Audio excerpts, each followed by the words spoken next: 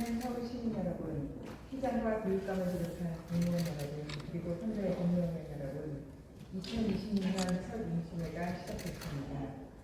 서울시의회는 올해도 시민의 보통의 하루를 지키고 시민의 삶 가까이에서 답을 찾는 의회가 되겠습니다. 이에 앞서 먼저 사과 말씀드립니다.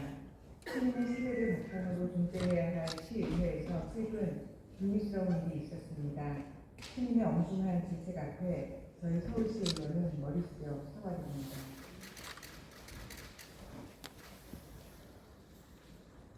서울시청에 말씀드리겠습니다. 지난달 시내버스 전면 사업으로 시민들께서 공중 속에 큰 불편을 겪었습니다. 이번 사태는 버스 운영 체계 전반에 근본적 점검과 개선이 더 이상 믿을 수 없는 과제임을 분명히 보여주었습니다. 2004년 도입된 주민 공영제는 제주교통의 공공성을 크게 느낀 의미 있는 제도였습니다. 그러나 20년이 지났습니다.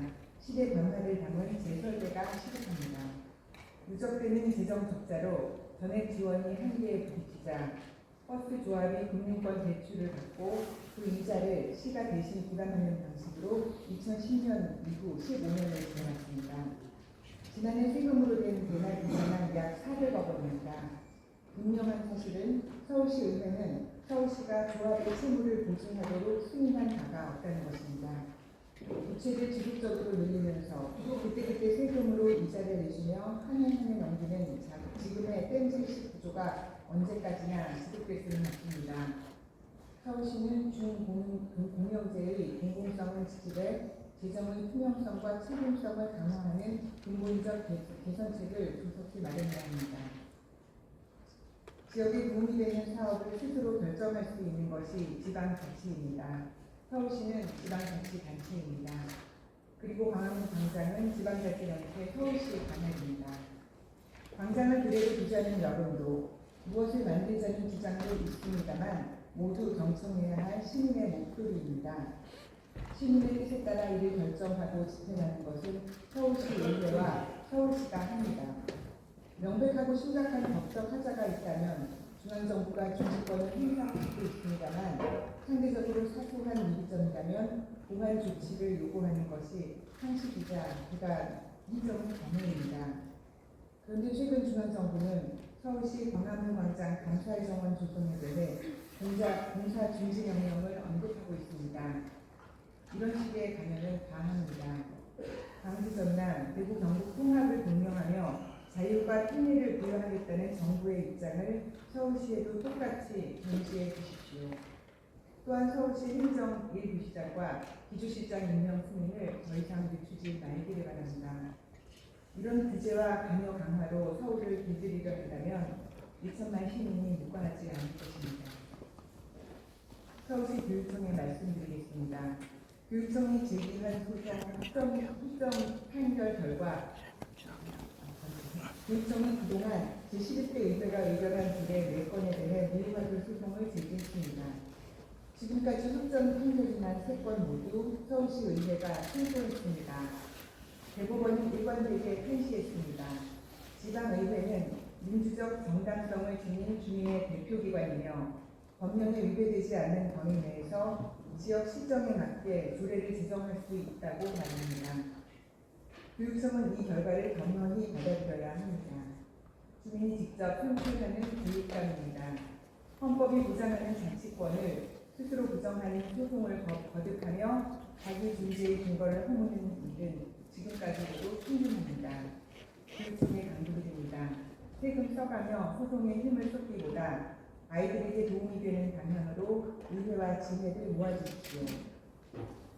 새학기를 맞아 돌봄 공백이 없도록 각별히 강조드립니다. 아이들이 방과 후에도 안전하게 머물 수 있는 환경을 만드는 일은 더 이상 선택이 아니라 우리 모두의 책임입니다. 이미 마련된 돌봄 정책들이 현장에서 제대로 작동하고 있는지 신학기 세심한 점검이 필요합니다. 얼마 전 서울시의 돌봄기관인 지역아동센터와 우리 동네 키움센터 현장에 다녀왔습니다. 학생들의 밝은 표정이 참 고마웠습니다. 서울의 돌봄이 더욱 촘촘하게 이루어질 수 있도록 교육청과 서울시가 서로 힘을 모아주시기 바랍니다. 사랑하는 서울 시민 여러분, 자랑스러운 우리 서울 이어서 다음 달 21일 방탄소년단이 컴백 무대인 아리랑 공연을 한다고 합니다. 전 세계에서 70만 명이 서울을 찾을 예정입니다. 서울시 의회를 대표해 매우 기쁜 마음으로 컴백 공연을 축하드립니다. 서울시는 경찰과 협조해 철저한 안전대책을 마련하고 시행해 서울의 매력이 전 세계에 전해지는 소중한 무대가 될 수 있도록 난전을 기해 주십시오. BTS의 공연, 영화 키대헌 등을 접하며 드는 생각이 있습니다. 100년 전인 1926년 현진건은 사실주의 소설 고향을 발표했습니다. 오직 먹고 살기 위해 고향을 떠나 서강으로 다시 일본의 탄광과 철 공장을 전전하는 한 사녀와 가족의 쓸쓸한 이야기입니다. 100년 사이에 우리는 굶지 않기 위해 수백만 명을 떠나야 했던 남북의 땅을 270만 명이 넘는 외국인들이 일하러 오는 기회의 터전으로 바꾸어냈습니다. 전 세계의 젊은이들에게 서울은 이제 꼭 와보고 싶은 도시가 되었습니다. 기적의 역사가 대한민국에서 만들어졌고 그 중심에 서울이 있습니다. 물론 지금 우리는 해결하고 극복해야 할 많은 과제를 안고 있습니다만 지금보다 더한 상황에서도 앞세대는 어려움을 극복하며 빛나는 성과를 이루어왔습니다. 지금 우리가 당면한 지방선거는 공동체의 진로를 묻는 열띤 축제의 장입니다. 앞세대에게 감사하며 긍정과 희망으로 우리 공동체를 바라봅시다. 그리고 미래 세대에게 더 나은 서울을 물려줄 수 있도록 시민의 총의를 모으는데 우리 모두 당당하게 끝까지 최선을 다합시다. 이번 임시회 의원 발의로 제출된 안건은 112건입니다. 지방선거를 앞둔 지난 임시회 안건 수와 비교하면 2018년 41건 대비 3배, 2022년 55건 대비 2배 늘어난 수치입니다. 의원님들의 열정에 감사드립니다. 발의하신 조례가 시민의 삶에 온전히 닿을 수 있도록 끝까지 책임을 다해 주시기를 부탁드립니다. 우리는 임기가 마무리되는 그날까지 각자의 자리에서 소임을 다하겠습니다. 2026년 첫 임시회가 다시 시민에게 희망을 전하는 출발점이 되기를 바랍니다. 감사합니다.